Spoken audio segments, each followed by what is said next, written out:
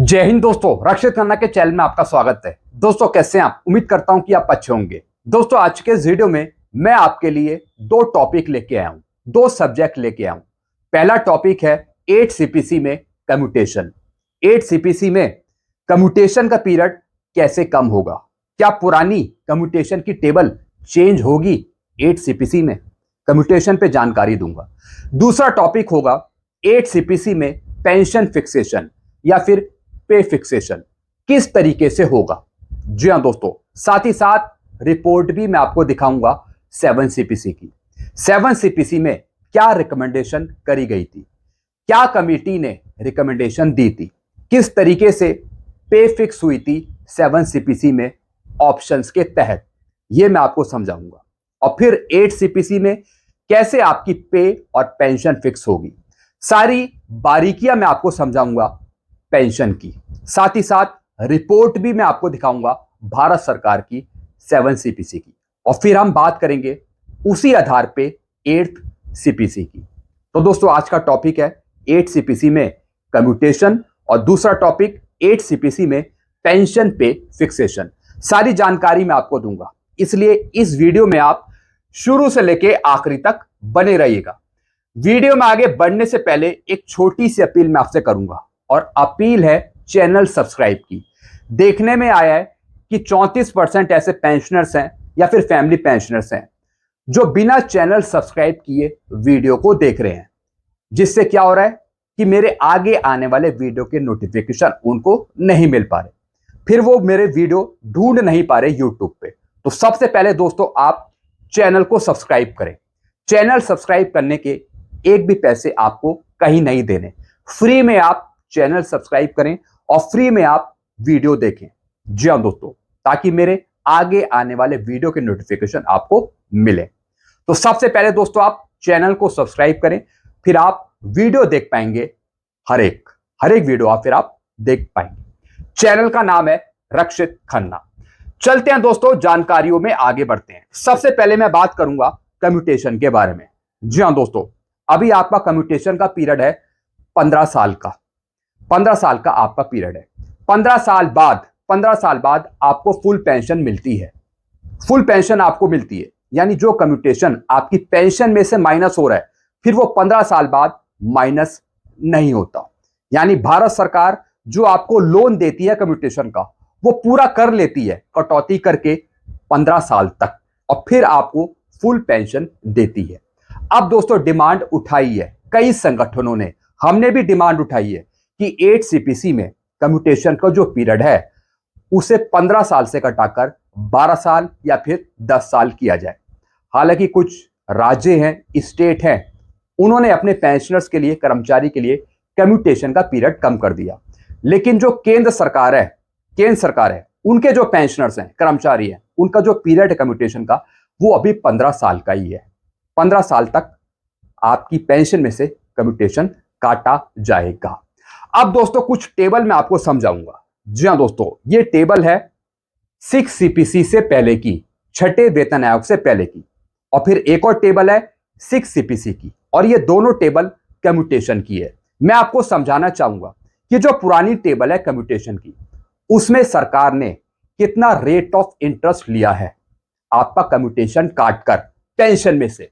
दोस्तों ये टेबल है 6 सीपीसी की और 7 सीपीसी की, कम्यूटेशन की ये टेबल है। आप नीचे देख सकते हैं, इसमें लिखा है 8% इंटरेस्ट। जी हां दोस्तों, अभी भारत सरकार कितना रेट ऑफ इंटरेस्ट ले रही है? 8% से ज्यादा, 8% से ज्यादा। और दोस्तों आपकी एज के अनुसार यहां पर परचेज वैल्यू रखी जाती है कम्यूटेशन की टेबल में, और फिर कटौती करी जाती है। तो अभी जो पीरियड है 15 साल का, उसमें आप जो रेट ऑफ इंटरेस्ट दे रहे हैं, जो कटौती करवा रहे हैं पेंशन में से कम्यूटेशन की, उसका रेट ऑफ इंटरेस्ट है 8%, 8% या फिर इससे ज्यादा। डिमांड करी गई है कि अब जो रेट ऑफ इंटरेस्ट है वो बहुत ही कम है, तो उसके हिसाब से पेंशन में से कटौती करी जाए कम्यूटेशन की, वो भी 12 साल तक। जी हां दोस्तों, यानी रेट ऑफ इंटरेस्ट कम हो गया, 5 हो गया, 4 हो गया, और जो पीरियड है फिर वो 15 साल का नहीं 10 साल या फिर 12 साल रहेगा। अभी दोस्तों 15 साल का ही पीरियड है, उसके हिसाब से 8% ब्याज के साथ आप कटौती करा रहे हैं अपनी पेंशन में से कम्यूटेशन की, यानी भारत सरकार 8% इंटरेस्ट रेट के साथ वसूली कर रही है, 8% या फिर इससे ऊपर। अब दोस्तों अगर मैं पुरानी टेबल की बात करूं 6 सीपीसी से पहले की, 4th या फिर 5th सीपीसी की, तो दोस्तों उसमें जो रेट ऑफ इंटरेस्ट था वो था 4.75 रेट ऑफ इंटरेस्ट था। तो दोस्तों इसी के आसपास संगठनों ने डिमांड उठाई है कि 8 सीपीसी में रेट ऑफ इंटरेस्ट हो, यानी 4.75 या फिर 5 या 3। इसके हिसाब से भारत सरकार आपका रेट ऑफ इंटरेस्ट के तहत कम्यूटेशन की वसूली करे, और 15 साल नहीं 10 साल या फिर 12 साल। तो दोस्तों 8 सीपीसी में भी इसी टाइप की टेबल होगी कम्यूटेशन की। जी हां दोस्तों, अब भारत सरकार पे डिपेंड करेगा, पे कमीशन पे डिपेंड करेगा, क्या वो परचेज वैल्यू को ठीक करती है या नहीं करती, करेक्शन करती है या नहीं करती। क्योंकि दोस्तों अगर आपका पीरियड कम होगा तो फिर कुछ टेबल भी चेंज हो सकती है कम्यूटेशन की। तो दोस्तों जैसा कि संगठनों ने डिमांड करी है कि जो पीरियड है कम्यूटेशन का उसे 12 साल या फिर 10 साल किया जाए, अगर पीरियड कम होगा तो दोस्तों ऑटोमेटिकली टेबल भी चेंज होगी। जी हां दोस्तों दो टेबल यहां पे चेंज करी है, एक तो 6 सीपीसी से पहले और फिर 6 सीपीसी में। जी हां दोस्तों, ये दोनों टेबल हैं और अलग अलग रेट ऑफ इंटरेस्ट की। पहले जो टेबल थी 6 सीपीसी से पहले की, उसमें रेट ऑफ इंटरेस्ट था 4.75, आप यहां पे देख रहे हैं 4.75। और दोस्तों यहां पे जो परचेज वैल्यू है वो भी अलग अलग है एज के हिसाब से। ऐसी दोस्तों 6 सीपीसी की जो कम्यूटेशन की टेबल है उसमें भी परचेज वैल्यू अलग अलग है, वो भी एज के हिसाब से। तो दोस्तों जब रेट ऑफ इंटरेस्ट कम होगा तो ऑटोमेटिकली टेबल भी चेंज होगी और परचेज वैल्यू भी चेंज होगी, जैसे कि दोस्तों इन दोनों टेबल में हुआ। ये टेबल दोस्तों 6 सीपीसी से पहले की है और ये टेबल है 6 सीपीसी की, और 7 सीपीसी में भी दोस्तों यही टेबल अप्लाई हुई है 7 सीपीसी में। और जब 8 सीपीसी आएगा, अगर भारत सरकार 8 सीपीसी में सोचती है कि कम्यूटेशन को पीरियड को 12 साल 10 साल किया जाए तो ऑटोमेटिकली सरकार या फिर पे कमीशन टेबल को चेंज करेगी। ये मैंने आपको अभी से ही बता दिया, अभी से कि इस तरीके से होगा अगर भारत सरकार सोचे कम्यूटेशन के पीरियड को कम करने की। साथ ही साथ दोस्तों परचेज वैल्यू चेंज होगी, साथ ही साथ दोस्तों जो इंटरेस्ट रेट है वो भी कम होगा, और फिर दोस्तों फिर जो पीरियड है वो भी ऑटोमेटिकली कम हो जाएगा 12 साल या फिर 10 साल का।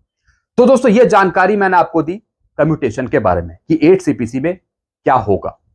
अब दोस्तों मैं बात करूंगा 8 सीपीसी में पे फिक्सेशन की या फिर पेंशन फिक्सेशन की। जी हां दोस्तों सबसे पहले मैं आपको 7 सीपीसी की रिपोर्ट दिखाना चाहूंगा। जब 7 सीपीसी में कमेटी बैठे थी, जब रिकमेंडेशन किया था, तो दोस्तों क्या ऑप्शन रखे गए थे 7 सीपीसी की पे या फिर पेंशन फिक्स करने के लिए, और इसी के आधार पे 8 सीपीसी में यह फॉर्मूला अडॉप्ट होगा पे फिक्सेशन का या फिर पेंशन फिक्सेशन का। सबसे पहले दोस्तों मैं आपको रिपोर्ट समझाना चाहूंगा। Report of the committee for examining the feasibility of implementation of first option recommended by the 7th Central Pay Commission for revision of pension of pre-2016 pensioner। जी हाँ दोस्तों, जब 7 सीपीसी आपको मिला था तो 2016 से पहले के जितने भी पेंशनर्स थे, फैमिली पेंशनर्स थे, उनकी पेंशन रिवाइज करी गई 1/1/2016 से 2.57 फिटनेस फैक्टर देकर। ठीक इसी तरीके से 8 सीपीसी में जो पेंशनर्स 31/12/2025 तक आएंगे, यानी 1/1/2026 से पहले के पेंशनर्स, फैमिली पेंशनर्स, उनकी पेंशन रिवाइज करी जाएगी फिटनेस फैक्टर देकर। इसी के बारे में दोस्तों मैं आपको समझाना चाह रहा हूं कि किस तरीके से ऑप्शन देकर आपकी पेंशन फिक्स करी जाएगी, किस तरीके से 7 सीपीसी में हुई और ठीक इसी तरीके से 8 सीपीसी में होगी। दोस्तों यह रिपोर्ट है 7 सीपीसी की, जब कमेटी बनी थी, जब उसने रिकमेंडेशन दी थी। अब दोस्तों यहां पे देखिए, the committee also observe that the concept of parity between pre and post 1/1/2016 pensioner seems to have been accepted by the 7th CPC as a principle. जी हां दोस्तों, 7 सीपीसी की जो कमेटी थी, जो रिकमेंडेशन उन्होंने बनाई थी, उसमें कहा गया कि 2016 से जो पहले के पेंशनर्स हैं, या फिर जो 2016 के बाद के पेंशनर्स हैं उनमें समानता रखी जाएगी। और उसी के आधार पे 7 सीपीसी की पूरी रिपोर्ट फाइनल हुई, पूरा पे कमीशन बैठा कि 2016 से जो पहले के पेंशनर्स हैं, 2016 के बाद के जो पेंशनर्स हैं उनमें समानता है, समानता लाई जाए। फिर क्या लिखा है दोस्तों, the committee therefore decided to explore the facility of 2 alternate method of fixation of notional pay as on 1/1/2016 for revision of pension apart from the 2 method recommended by the 7 CPC, that is notional pay fixation of pay by increment method and the fitment method for revision of pension। जी हाँ दोस्तों, जब 7 CPC की committee बैठी थी, जब दोस्तों 7 CPC में काम हो रहा था, तो दोस्तों पे कमीशन ने यहां पर 2 ऑप्शन डिसाइड करे आपकी पे या फिर पेंशन फिक्सेशन करने के लिए। पहला ऑप्शन क्या था, फिटमेंट मेथड। जी हां दोस्तों, पहला ऑप्शन था fitment method. This is formulation 2 of the recommendation of the 7th CPC for revision of pension of pre 2016 pensioners. Under this method pension as fixed at the time of implementation of 6 CPC is multiply by a factor of 2.57 to arrive at the revise pension under 7 CPC। जी हाँ दोस्तों, यानी 31/12/2015 तक जो भी आपकी basic pension है उसको मल्टीप्लाई कर देना 2.57 फिटमेंट फैक्टर से। दोस्तों आपने देखा ही होगा कि आपकी पेंशन रिवाइज करी गई 1/1/2016 से, यानी उससे पहले 31/12/2015 तक जो भी आपकी बेसिक पेंशन थी उसको मल्टीप्लाई कर दिया 2.57 से। जैसे कि दोस्तों OROP1 आपको कब मिली, 1 जुलाई 2014 से, तो उसमें जो आपकी पेंशन थी उसको मल्टीप्लाई कर दिया 2.57 से। ठीक इसी तरीके से सिविल में भी हुआ।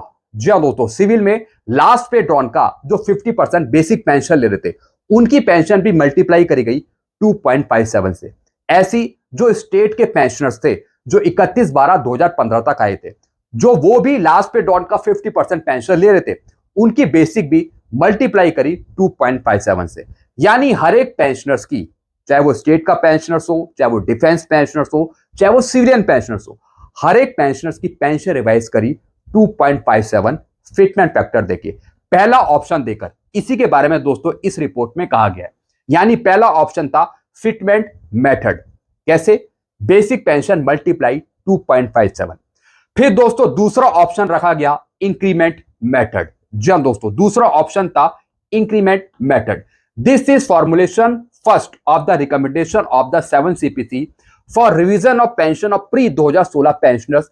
Under this method, all the personnel who retired prior to 1/1/2016 shall first be fixed in the pay matrix recommended by the 7 CPC on the basis of pay band and grade pay at which they retired at the minimum of the corresponding level in the pay matrix। फिर दोस्तों दूसरा option था पे matrix का। जी हाँ दोस्तों, 2.57 तो आपको फिटमेंट फैक्टर दिया गया, आपकी पेंशन तो रिवाइज कर दी मल्टीप्लाई करके, लेकिन दूसरा ऑप्शन भी आपको दिया गया पे मैट्रिक्स का। जी हाँ दोस्तों, फिर भारत सरकार ने 7 CPC की पे मैट्रिक्स भी आपको दी। फिर उसके अनुसार यानी नोशनल फिक्सेशन आपका किया गया, आपकी बेसिक पे बनाई गई। जैसे कि दोस्तों आपको 7 CPC का EPPO भी मिला होगा, जिसमें बेसिक पे, मिलिट्री सर्विस पे, क्लासिफिकेशन अलाउंस आपके PPO में दे रखा होता है। उस तरीके से भी आपका फिक्सेशन हुआ 7 CPC में 1/1/2016 से। सबका फिक्सेशन हुआ, सबका, चाहे वो स्टेट के पेंशनर्स हो, चाहे वो डिफेंस पेंशनर्स हो, चाहे वो सिविलियन पेंशनर्स हो, हर एक टाइप के पेंशनर्स की पेंशन रिवाइज करी गई दूसरे ऑप्शन के तहत, दैट इज नोशनल पे फिक्सेशन। तो दोस्तों दूसरा ऑप्शन भी मैंने आपको समझा दिया। अब दोस्तों इसी के आधार पे 8 CPC में फिक्सेशन होगा 8वें वेतन आयोग में। 8वें वेतन आयोग में भी 2 ऑप्शन आपको दिए जाएंगे। पहला ऑप्शन होगा फिटमेंट फैक्टर और दूसरा ऑप्शन होगा पे मैट्रिक्स। दोनों ऑप्शन के तहत आपकी पेंशन रिवाइज करी जाएगी, चाहे वो डिफेंस पेंशनर्स हो, चाहे वो सिविलियन पेंशनर्स हो, चाहे वो स्टेट पेंशनर्स हो। जो सिविलियन पेंशनर्स हैं या फिर जो स्टेट पेंशनर्स हैं वो पेंशन ले रहे हैं लास्ट पे डॉन का 50% पेंशन। जो डिफेंस पेंशनर्स हैं, आधे डिफेंस पेंशनर्स हैं, वो ले रहे हैं OROP की पेंशन, और आधे डिफेंस पेंशनर्स हैं वो ले रहे हैं लास्ट पे डॉन का 50% पेंशन। आपकी जो भी पेंशन हो, चाहे आप OROP ले रहे हो या फिर लास्ट पे डॉन का 50% पेंशन ले रहे हो, आपकी पेंशन रिवाइज होगी 8 सीपीसी में सबसे पहला फॉर्मूला देकर, पहला ऑप्शन देकर, और वो है fitment factor multiply fitment factor, जो भी भारत सरकार 8 सीपीसी का देगी। और फिर दूसरा ऑप्शन आपको मिलेगा आगे चलकर, अभी नहीं, जब आपको पहले फिटमेंट फैक्टर दे दिया जाएगा, जब आपकी बेसिक पेंशन रिवाइज कर दी जाएगी 8 सीपीसी का फिटमेंट फैक्टर देगा, उसके बाद पे मैट्रिक्स के अनुसार भी आपकी पेंशन रिवाइज करी जाएगी, उसके अनुसार भी आपकी बेसिक पे फिक्स करी जाएगी, जब आगे चलकर 8 सीपीसी की पे मैट्रिक्स आपको मिलेगी। अब दोस्तों यहां पे देखिए, मैं आपको पे मैट्रिक्स समझाना चाहूंगा। दोस्तों ये है 7 सीपीसी की पे मैट्रिक्स, ये भी मैं आपको समझाऊंगा। जिस तरीके से 7 सीपीसी की पे मैट्रिक्स आपको मिली थी, ठीक इसी तरीके से 8 सीपीसी की आपको पे मैट्रिक्स मिली थी। 7 सीपीसी की पे मैट्रिक्स में सरकार ने अलग अलग फिटमेंट फैक्टर यूज किए थे। जी हां दोस्तों, ये 7 सीपीसी की पे मैट्रिक्स है। आप इसमें देख सकते हैं पे बैंड, ग्रेड पे और एंट्री पे। नीचे है दोस्तों 7 सीपीसी के पे लेवल। 6 सीपीसी में कोई पे लेवल नहीं था, 7 सीपीसी में सरकार ने पे लेवल डाल दिए 1 2 3 4 5 6 इस तरीके से। और दोस्तों नीचे आप देख रहे हैं, ये है फिटमेंट फैक्टर लेवल 1 से लेके लेवल 5 तक, जिसमें सिपाही, नायक, हवलदार हैं, उनको पे मैट्रिक्स में फिटमेंट फैक्टर दिया गया 2.57। पे मैट्रिक्स की बात कर रहा हूं मैं, पे मैट्रिक्स की। पेंशन पे सबको एक ही फिटमेंट फैक्टर मिला 2.57, चाहे वो अधिकारी हो, चाहे ओआरएस हो, जेसीओ हो। लेकिन इस पे मैट्रिक्स में अलग अलग फिटमेंट फैक्टर यूज हुए अलग अलग पे बनाने के लिए। जैसे दोस्तों लेवल 1 से लेके लेवल 5 तक 2.57 दिया गया पे मैट्रिक्स में। फिर दोस्तों लेवल 6 से, यानी नायब सूबेदार से लेके और लेवल 9 तक दिया गया 2.62, जिसमें नायब सूबेदार हैं, सूबेदार मेजर हैं। फिर दोस्तों लेवल 10 से लेके लेवल 13 तक, इसमें फिटमेंट फैक्टर दिया गया 2.67, जिसमें ऑनरी लेफ्टिनेंट है, ऑनरी कैप्टन है। फिर दोस्तों जो आगे की रैंक है अधिकारियों की, उनके लिए यूज हुआ 2.72 और 2.81। जी हां दोस्तों, यानी अलग अलग पे लेवल के हिसाब से अलग अलग फिटमेंट फैक्टर यूज हुए पे मैट्रिक्स में। लेकिन सबसे पहले आपको फिटमेंट फैक्टर दिया गया 2.57। सबको 2.57 फिटमेंट फैक्टर देकर आपकी पेंशन रिवाइज करी गई। ठीक इसी तरीके से 8 सीपीसी में होगा। जी हां दोस्तों, 8 सीपीसी की जो पे मैट्रिक्स बनाई जाएगी उसमें भी अलग अलग फिटमेंट फैक्टर होगा। पे मैट्रिक्स की बात कर रहा हूं, पे मैट्रिक्स की। लेकिन जो पेंशन रिवाइज करी जाएगी उसमें सबको एक ही फिटमेंट फैक्टर मिलेगा, एक ही, जो भी भारत सरकार दे, 1.922 जितना भी वो दे। अब दोस्तों यहां पे देखिए, जो मिनिमम पे थी 7 सीपीसी की, वो थी 18,000। तो दोस्तों जो भी बेसिक पे इस पे मैट्रिक्स में मौजूद है, 7 सीपीसी की पे मैट्रिक्स में, 8 सीपीसी की पे मैट्रिक्स बनाने के लिए इस बेसिक पे को मल्टीप्लाई कर दिया जाएगा फिटमेंट फैक्टर के साथ। जी हां दोस्तों, जैसे कि मिनिमम पे है लेवल 1 की 18,000, तो 18,000 को मल्टीप्लाई कर देंगे 1.92 से, 8 सीपीसी के फिटमेंट फैक्टर से। यानी जो भी भारत सरकार 8 सीपीसी का फिटमेंट फैक्टर देगी, मैंने एज्यूम किया है कि 1.92 देती है, तो कैसे होगा? तो अगर मिनिमम पे 18,000 है लेवल 1 की, तो इसे मल्टीप्लाई करेंगे 1.92, तो 8 सीपीसी की मिनिमम पे बनेगी यहां पे 34,560। दोस्तों सिर्फ 18,000 ही नहीं, 7 सीपीसी की पे मैट्रिक्स में जितनी भी यहां पे मौजूद है, बेसिक पे मौजूद है, उसका मल्टीप्लाई कर दिया जाएगा 8 सीपीसी के नए फिटमेंट फैक्टर से।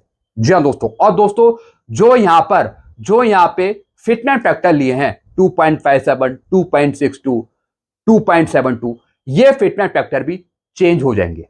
जी हां दोस्तों, 7 सीपीसी की जो पे मैट्रिक्स है, इसी के अनुसार 8 सीपीसी की पे मैट्रिक्स बनेगी। लेकिन काफी चीजें उसमें चेंज हो जाएगी, जैसे कि फिटमेंट फैक्टर अलग हो जाएगा। साथ ही साथ दोस्तों हो सकता है कि जो लेवल है वो भी चेंज हो जाए, जैसे कि मिश्रा जी ने डिमांड करी है कि पे लेवल को मर्ज कर दिया जाए, तो हो सकता है कि पे लेवल 8 सीपीसी की पे मैट्रिक्स से मर्ज हो जाए, या फिर ये भी हो सकता है, वो गवर्नमेंट पे डिपेंड करेगा। साथ ही साथ जो यहां पे लिखी हुई है, ये सब चेंज हो जाएगी। जी हां दोस्तों, और ये चेंज करी जाएगी फिटमेंट फैक्टर के अनुसार। जो भी यहां पे लिखी है उसे मल्टीप्लाई कर देंगे फिटमेंट फैक्टर से, जो भी यहां पे लिखी है। जैसे किसी की यहां पे 18,500 लिखी है, या फिर किसी की अगर यहां पे 53,100 लिखी है, तो इसे मल्टीप्लाई करेंगे फिटमेंट फैक्टर के साथ, और जो आएगा वो 8 सीपीसी की पे मैट्रिक्स की बेसिक पे होगी। फिर उसमें मिलिट्री सर्विस पे अलग काउंट होगी। एक और चीज मैं आपको समझाऊंगा, साथ ही साथ जो एक्स ग्रुप पे है वो भी चेंज हो जाएगी। जैसे कि नॉन टेक्निकल की 3600 है, जैसे कि 2016 से पहले आए हैं, तो उसे मल्टीप्लाई कर दिया जाएगा फिट एंड फैक्टर के साथ। तो दोस्तों फिर 8 सीपीसी की एक्स ग्रुप पे हो जाएगी 7000 के आसपास, 7000 के आसपास। मैं नॉन टेक्निकल की बात कर रहा हूं, नॉन टेक्निकल की। हालांकि जो 6200 रुपए ले रहे हैं उनकी भी बढ़ सकती है 8 सीपीसी में फिट एंड फैक्टर लगा के, उनकी पहुंच जाएगी 11000 12000 के आसपास। डिफरेंस रहेगा क्योंकि ये डिफरेंस गवर्नमेंट ने क्रिएट किया है, भारत सरकार ने क्रिएट किया है एक्स ग्रुप के मामले में। तो जब तक विसंगति ठीक नहीं होगी, जब तक 8 सीपीसी में भी एक्स ग्रुप की विसंगति रहेगी, ये मैं आपको समझाना चाह रहा हूं। तो अगर भारत सरकार विसंगति दूर करेगी तो ऑटोमेटिकली 8 सीपीसी में भी विसंगति नहीं रहेगी। तो दोस्तों ये पे मैट्रिक्स मैंने आपको समझाई, ठीक इसी तरीके से 8 सीपीसी की पे मैट्रिक्स बनेगी। इस टेबल में बेसिक पे मौजूद है, बेसिक पे, इसी की आधी पेंशन लेते हैं पेंशनर्स, इसी की आधी। अब दोस्तों मैं आपको बेसिक पेंशन समझाऊंगा, बेसिक पेंशन की टेबल। दोस्तों आप यहां पे देखिए, बेसिक पे कितनी थी? 18000 लेवल 1 की, उसकी आधी कितनी पेंशन हुई? 9000। अब दोस्तों जिस तरीके से 8 सीपीसी में फिटमेंट फैक्टर देकर बेसिक पे बढ़ाई जाएगी, ठीक उसी तरीके से बेसिक पेंशन भी आपकी बढ़ेगी। मैंने आपको बता दिया 31/12/2025 तक जो भी आपकी बेसिक पेंशन होगी उसे मल्टीप्लाई कर देंगे फिटमेंट फैक्टर के साथ, जो भी भारत सरकार 8 सीपीसी का फिटमेंट फैक्टर देगी। जैसे कि दोस्तों किसी की 9000 बेसिक है या फिर 20,463 पेंशन है बेसिक पेंशन, उसे आप मल्टीप्लाई करेंगे फिटमेंट फैक्टर के साथ। जैसे किसी की 9000 बेसिक है, इसे अगर आप मल्टीप्लाई कर देंगे 1.92 से, एज्यूम किया मैंने 1.90, तो 8 सीपीसी की बेसिक पेंशन हो जाएगी 17,280। अगर आप इसे मल्टीप्लाई कर देंगे 2 से, अगर आप इसे 2 से मल्टीप्लाई कर देंगे तो दोस्तों फिर वो 8 सीपीसी की बेसिक पे बन जाएगी और वो बेसिक पे इस पे मैट्रिक्स में शामिल होगी, 8 सीपीसी की पे मैट्रिक्स में। तो दोस्तों ये आपने समझ लिया कि किस तरीके से बेसिक पे से बेसिक पेंशन निकाली जाती है और किस तरीके से बेसिक पेंशन से बेसिक पे निकाली जाती है। ठीक यही प्रोसेस 8 सीपीसी में होगा। तो दोस्तों ये चीज आपने समझ ली। अब दोस्तों अगर मैं बात करूं सिपाही की, जैसे सिपाही की मान लेते हैं किसी की 10,850 है, मिनिमम पेंशन है, एक रफली आइडिया बता रहा हूं। अगर आप इसे मल्टीप्लाई करेंगे 1.92 से तो 20,832 के आसपास इनकी पेंशन होगी 8 सीपीसी की। जैसे किसी की 20,463 है एक सिपाही की, अगर आप मल्टीप्लाई करेंगे 1.92 से तो दोस्तों फिर 30,000 से ऊपर उनकी बेसिक पेंशन होगी। तो इस तरीके से दोस्तों हर एक रैंक में ये चीज होगी, नायक में, हवलदार में, नायब सूबेदार में, Subedar major, honorary left, honorary captain. इस तरीके से दोस्तों फिटमेंट फैक्टर देके आपकी बेसिक पेंशन निकाली जाएगी 8 सीपीसी की, और फिर आगे चलकर पे मैट्रिक्स में आपकी बेसिक पे फिक्स करी जाएगी 1/1/2026 से। यानी 1/1/2026 से दो टाइप के आपको बेनिफिट मिलेंगे 1/1/2026 से। पहला फिटमेंट फैक्टर देके आपकी पेंशन रिवाइज करी जाएगी, दूसरा आगे चलकर 8 सीपीसी की पे मैट्रिक्स के अनुसार आपकी बेसिक पे फिक्स करी जाएगी, जिसे हम बोलते हैं नोशनल पे फिक्सेशन, और उसका भी फायदा 1/1/2026 से दिया जाएगा। हालांकि दोस्तों ओआरओपी में ही ज्यादा फायदा होगा, नोशनल पे में इतना फायदा नहीं है, वो आगे पता लगेगा जब पे मैट्रिक्स निकाली जाएगी। तो दोस्तों बस यही जानकारियां थी जो मैं लेके आया था। आई होप सारी जानकारियां आप अच्छे से समझ होंगे। फिर भी कोई कंफ्यूजन है, कोई डाउट है या फिर आप पे कोई सुझाव है तो आप नीचे कमेंट जरूर करेगा, आप अपनी राय भी जरूर बताएगा। वीडियो को मैं ये खत्म करता हूं, चैनल को आप सब्सक्राइब करें ताकि ऐसी जानकारियां आपको मिल पाए। वीडियो को मैं खत्म करता हूं, चैनल को सब्सक्राइब कर सकते हैं जिसका नाम है रक्षित खन्ना, और वीडियो को शेयर करना मत भूलेगा। Thank you so much.